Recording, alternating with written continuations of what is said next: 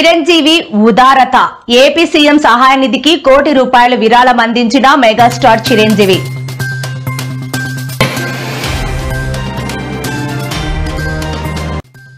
Delhi CM Rekha గుప్తాపై దాడి కేసులో సంచలన విషయాలు. కత్తితో దాడికి ప్లాన్ చేసినట్లు గుర్తించిన అధికారులు.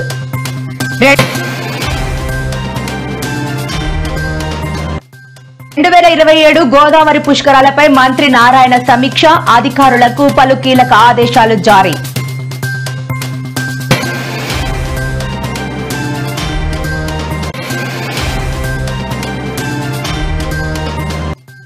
తెలంగాణ సీఎం రేవంత్ రెడ్డికి ధన్యవాదాలు తెలిపిన సినీ ప్రముఖులు. సినిమా పరిశ్రమ అభివృద్ధికి ప్రభుత్వం అన్ని విధాలా సహకరిస్తుందన్న సీఎం.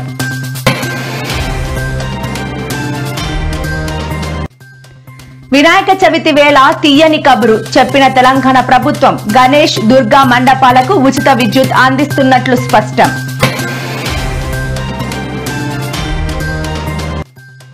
పార్టీ మారిన ఎమ్మెల్యేలకు బీఆర్ఎస్ వర్కింగ్ ప్రెసిడెంట్ కేటీఆర్ సవాల్. పదవులకు రాజీనామా చేసి ఉప ఎన్నికల్లో గెలవాలని demand.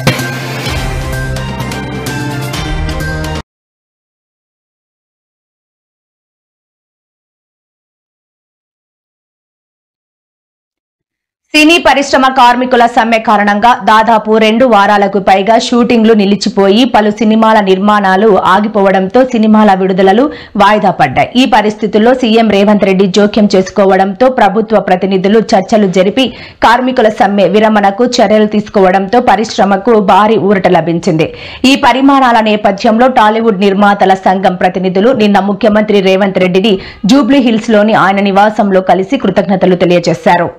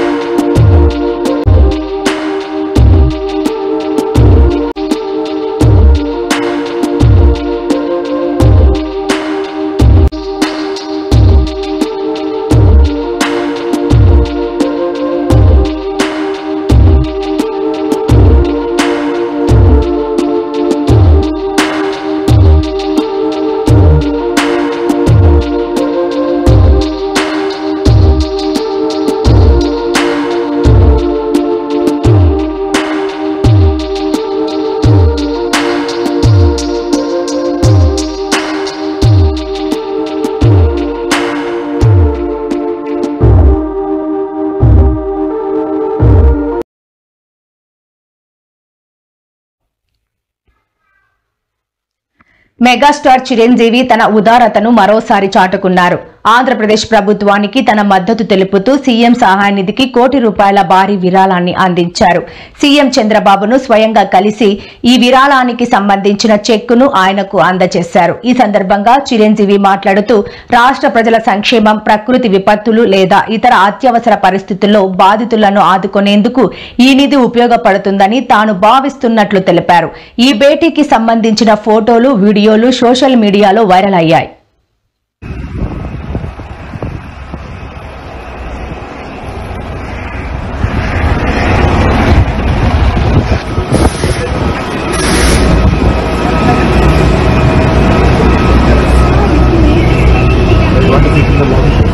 Oh yeah, just use my pressure.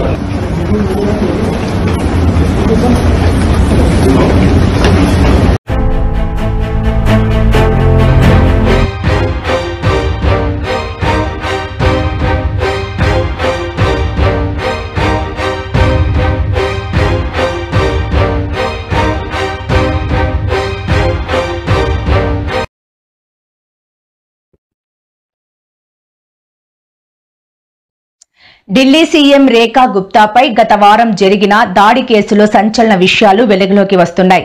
నిందితుడు రాజేష్ సక్రియా తొలుత ఆమెపై కత్తితో దాడి చేయాలని ప్లాన్ వేసినట్లు పోలీసు వర్గాలు సోమవారం వెల్లడించాయి. పటిష్టమైన భద్రత కారణంగా తన ప్లాన్ ను చివరి నిమిషంలో మార్చుకొని ఆమెపై చేయి చేసుకున్నట్లు విచారణలో తేలింది.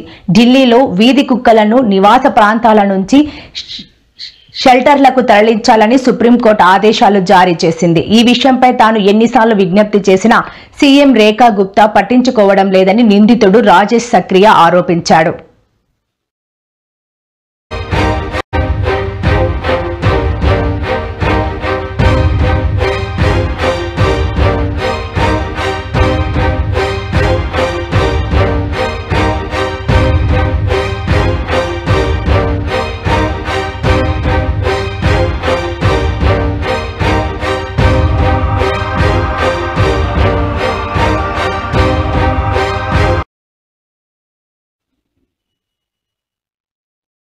రాబోయే గోదావరి పుష్కరాలను 2027 దృష్టిలో ఉంచుకుని విస్తృత ప్రణాళికలు సిద్ధం చేయాలని పురపాలక పట్టణాభివృద్ధి శాఖ మంత్రి పొంగూరు నారాయణ అధికారులను ఆదేశించారు. రాజమండ్రి నగరపాలక సంస్థ కార్యాలయంలో నిన్న మంత్రి నారాయణ రూడా మాస్టర్ ప్లాన్ గోదావరి పుష్కరాలపై జిల్లా కలెక్టర్ పి ప్రశాంతితో కలిసి సమీక్ష నిర్వహించారు.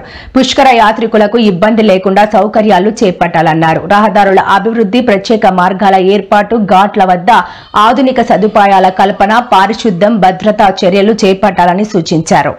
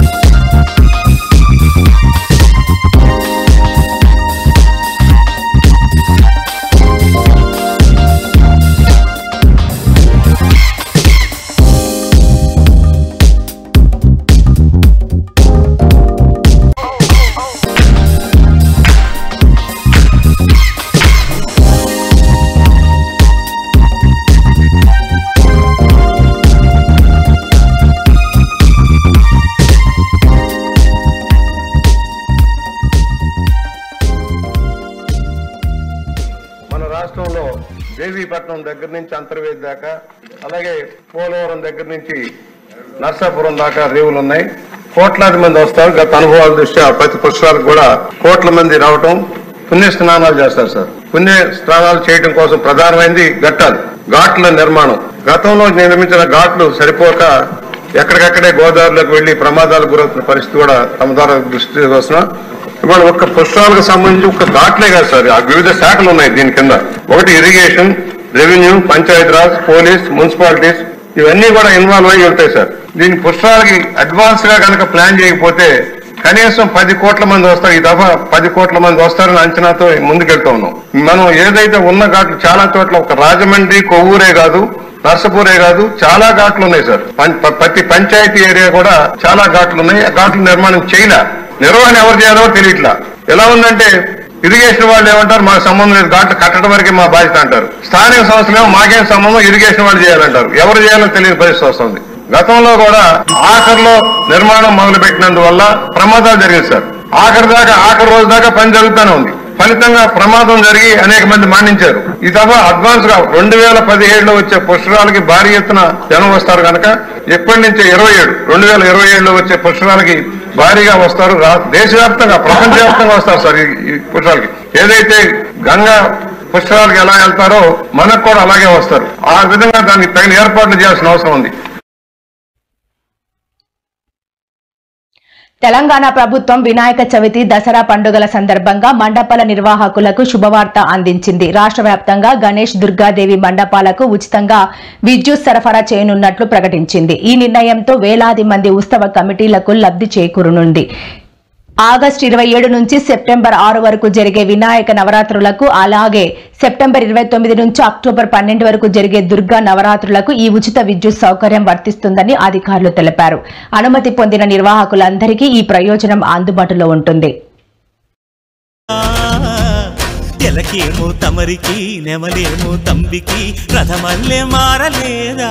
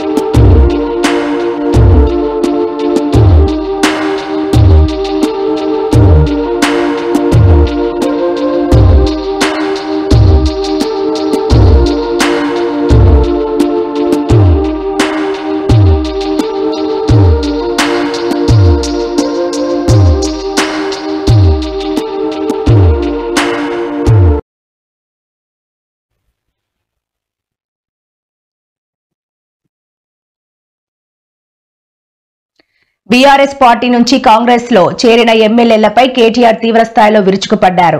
వారికి నిజంగా దమ్ము ధైర్యం ఉంటే తక్షణమే తమ ఎమ్మెల్యే పదవులకు రాజీనామా చేసి ఉప ఎన్నికలను ఎదుర్కొని గెలవాలని ఆయన సవాల్ విసిరారు. ముఖ్యమంత్రి రేవంత్ రెడ్డి తన 20 నెలల పాలనలో ప్రజలకు ఏం చేశారో చెప్పుకొని ఒక ఉప ఎన్నికలకు రావాలని ప్రజాక్షేత్రంలోనే తేల్చుకుందామని కేటీఆర్ స్పష్టం చేశారు.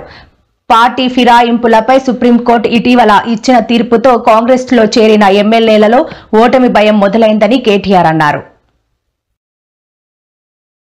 రేవంత్ రెడ్డి కూడా నేను చెప్తా ఉన్నా, అడ్డిమారి గుడ్డి దెబ్బకు ముఖ్యమంత్రి అయినావు. పని చేసింది లేదు, పీకింది లేదు, ఎన్నడూ ప్రజలకు సేవ చేసింది లేదు, ఒక్క ప్రజా ఉద్యమంలో పాల్గొన్నది లేదు. ఏదో లక్కీ డ్రాల లక్కీ లాటరీ తగినట్టు తలిగింది. పని చేయి, ప్రజలకు వచ్చే పని చేయి. లేకపోతే ఒకటే జరుగుతుంది, గుర్తు పెట్టుకో. బై ఎలక్షన్స్ వస్తున్నాయి. అప్పుడు బై ఎలక్షన్స్ వస్తే కాంగ్రెస్ కు బై బై ఎలక్షన్ అయితే తప్ప ఈ బై ఎలక్షన్ ఇంకోటి కానే కాదు. బై చెప్పే ఎలక్షన్ అయితే కాంగ్రెస్ కు టాటా బై చెప్పి చాలు మీ దరిద్రం అని చెప్పి ఎలగొట్టే రోజులు దగ్గరలో ఉన్నాయి. మీ అందరినీ నేను ఒకటే కొడతా ఉన్నా, మనం ఎట్లాగో ఇప్పుడు కార్పొరేటర్ ఎలక్షన్ 6 నెలల్లో ఎదుర్కోవాల్సి ఉంటుంది. బై ఎలక్షన్ కూడా వస్తుంది, ఉప ఎన్నిక కూడా శేర్లింగంపల్లిలో మనందరం కలిసికట్టుగా ఎదుర్కొందాం. కానీ నువ్వు గొప్ప నేను గొప్ప అంటే నడవదు. ఇప్పుడు తిరిగి ఈ రాష్ట్రాన్ని మళ్ళీ పట్టి మీద పెట్టాలి, బండి మీద ట్రాక్ మీదకి ఎక్కియాలంటే కేసీఆర్ గారి నాయకత్వం ఖచ్చితంగా ఈ రాష్ట్రానికి అవసరం. గులాబీ జెండానే తెలంగాణకు శ్రీరామ రక్ష.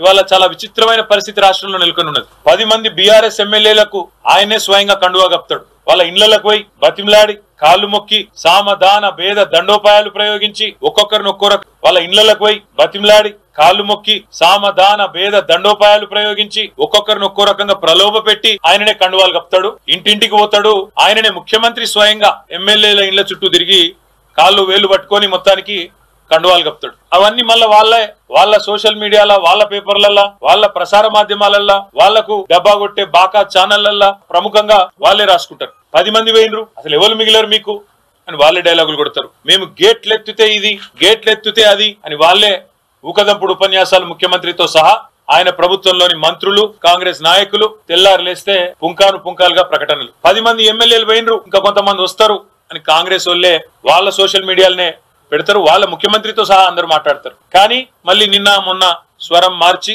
హైకోర్టు తీర్పు తర్వాత స్పీకర్ గారు నిర్ణయం తీసుకోవాలి, ఖచ్చితంగా ఈ 10 మంది శాసనసభ్యులు కూడా వీళ్ళకి ఫిరాయింపు వేటు తప్పదు, ఫిరాయింపు నిరోధక చట్టం కింద అని చెప్పి అర్థమైన తర్వాత గడగడ వణికిపోయి కొత్త డ్రామాకు శ్రీకారం చుట్టినారు.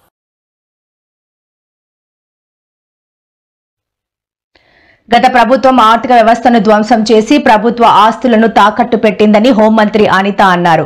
పెంటకోటలో ఆమె పర్యటించారు. గత ప్రభుత్వం పెంటకోట గ్రామాన్ని పట్టించుకోలేదన్నారు. రాష్ట్రానికి ఆర్థిక ఇబ్బందులు ఉన్నా సంక్షేమం, అభివృద్ధి పనులు వేగంగా కొనసాగుతున్నాయన్నారు. వైసీపీ హయాంలో ఒక్క రోడ్డైనా వేశారా అని ప్రశ్నించారు. జగన్ మానసిక స్థితి సరిగా లేదని, చంద్రబాబు వయస్సుకైనా గౌరవం ఇవ్వడం లేదంటూ మంత్రి అనిత తీవ్రస్థాయిలో విమర్శలు గుప్పించారు. మళ్ళీ వస్తాను నువ్వు చెప్పేసుకోవడం కాదయా, ప్రజలు చెప్పాలి. నువ్వు ఒక్క ఛాన్స్ అడిగిన పాపానికి 20 సంవత్సరాలు వెనక్కి తీసుకుపోయావు. ఈ రోజు మళ్ళీ వస్తాను ఏ మొహం పెట్టుకొని వస్తావు? కానీ వస్తానన్నా వాడు ఇది మంచి చేస్తానని చెప్పట్లా, రప్పా నరుకుతానని చెప్పి వస్తున్నావు. ఎవడో ఊరుకుంటాడా చెప్పండి మీరే? తల్లిని చెల్లిని కూడా అడ్డుగా ఉన్నారని చెప్పి బయటకు పంపించడమే కాకుండా తల్లి గురించి, సొంత చెల్లి గురించి, వైఎస్ఆర్సీపీ పార్టీ సోషల్ మీడియాలోని ఆ అమ్మాయి కట్టుకున్న చీర గురించి కూడా మాట్లాడితే నోరు మెదపలేకపోయాడంటే అలాంటి వాడు మనకు అవసరమా? తర్వాతలోనే ఒక్కసారి ఆలోచించే. లాస్ట్ ఎమ్మెల్యేగా పనిచేసినప్పుడు 2014 నుంచి 19 వరకు మద్యపాన నిషేధం చేద్దామన్నా కూడా చేయలేని పరిస్థితి, అంత దౌర్భాగ్యమైన పరిస్థితిలో తీసుకెళ్లిపోయిన తర్వాత మీ అందరి ఆధారంతో మీ అందరూ కూడా మళ్ళా తిరిగి ఎన్డీఏ కూటమి రావాలి అని గౌరవ చంద్రబాబు నాయుడు గారి మీద నమ్మకంతో, గౌరవ పవన్ కళ్యాణ్ గారి మీద నమ్మకంతో, ఈ రోజు మోడీ గారి మీద నమ్మకంతో మమ్మల్ని తీసుకొచ్చి మంచి మెజార్టీలు, మామూలు మెజార్టీలు కాదు, 44,000 మెజార్టీ అంటే పాయకరాపేట చరిత్రలో ఈ రోజు వరకు ఏ ఎమ్మెల్యే కూడా రాని మెజార్టీ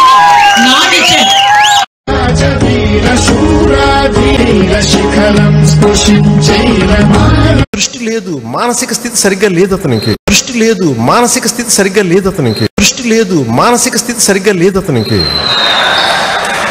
ఇవన్నీ చాలా కీలకమైన, మనం సరదాగా మాట్లాడట్లా. అతని behaviour pattern any psychiatrist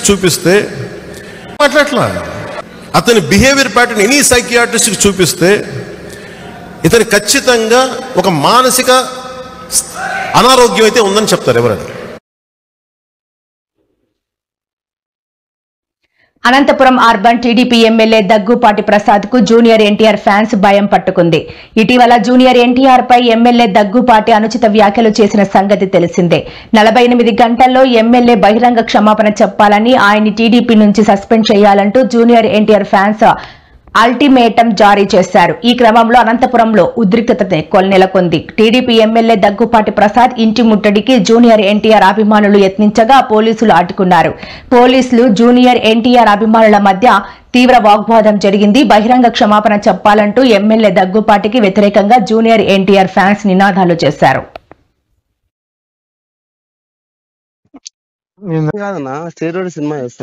permission లేదు కదా, చేపిస్తావు నువ్వు? నేనెవరు చేయించాక నాకు సంబంధం లేదు. సరే బుక్ చేపిస్తా చూడి. మామూలు నేను సినిమాకి పోయేవాడిని. ఆడదు సినిమా ఆడదు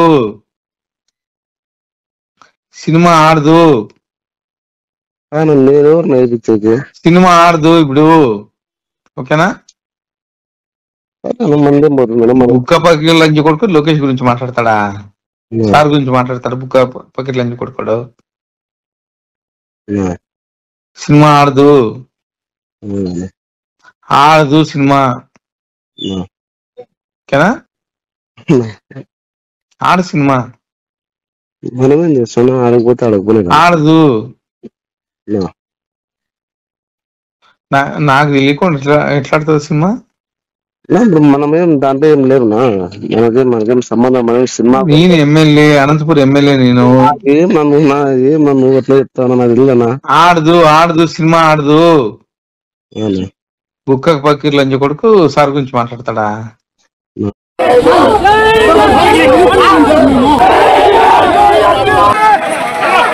ఎన్టీఆర్ మగం చూసేసినాం. ఈ నా కొడుకులను చూసి కూడా ఇలా మేము ఓట్లు, ఈ నా కొడుకులకు అంత గతి లేదు, వాళ్ళకి అంత ఓట్లు పడవు. కేవలం ఎన్టీఆర్ చూసే మేము పార్టీలో ఉన్నాము, పార్టీకి చేస్తున్నాం.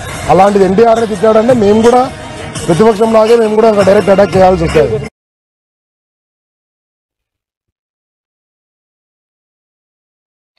AP assembly speaker Ayyanna Patrudu మరోసారి రెచ్చిపోయారు. పోలీసులను బూతులు తిడుతూ మరోసారి విరుచుకుపడ్డారు.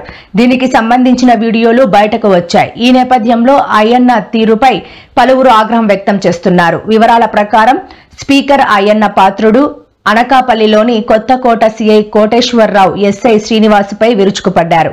పోలీస్ అధికారులు అని కూడా చూడకుండా బూతులు తిట్టారు. రాయలేని భాషలో అసభ్య పదజాలం వాడారు.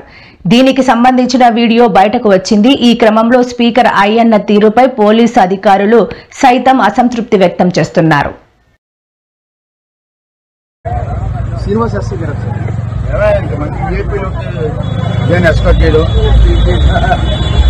మధుకోవడానికి ఎస్ఐ అని సిఐ శ్రీనివాస్ ఎస్సీ గారు ఏపీలోకి నేను ఎక్స్పెక్ట్ చేయడం ఇదే మధుకోవడానికి ఎస్ఐ అని సిఐ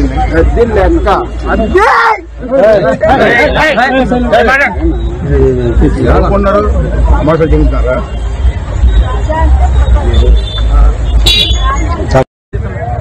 శ్రీనివాస్ ఎస్సీ గారు ఏపీలోకి నేను ఎక్స్పెక్ట్ చేయడం ఇదే మధుకోవడానికి ఎస్ఐ అని సిఐ ఏపీలోకి నేను ఎక్స్పెక్ట్ చేయడం ఇదే మధుకోవడానికి ఎస్ఐ అని సిఐ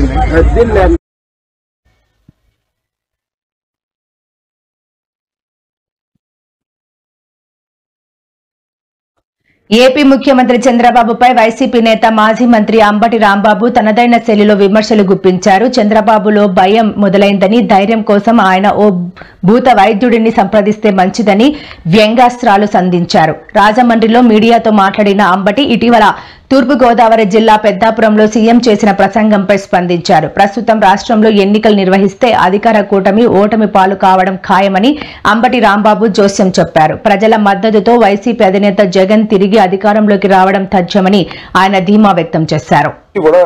14 సంవత్సరాలు అంతకుముందు అయినప్పుడు కూడా చెప్తూ వచ్చాడు, ఏంటది చెత్త నుంచి సంపద అని. కొత్తగా పెట్టింది ఏం కాదు, ఇది ప్రపంచవ్యాప్తంగా దేశవ్యాప్తంగా వేస్ట్ నుంచి ఎనర్జీ తయారు చేసేటటువంటి ప్రక్రియ జరుగుతూ ఉంది. దేశవ్యాప్తంగా ప్రపంచవ్యాప్తంగా జరుగుతూ ఉంది. దాన్ని ఈయనే కనిపెట్టినట్టు చెప్తాడు. ఒకటి.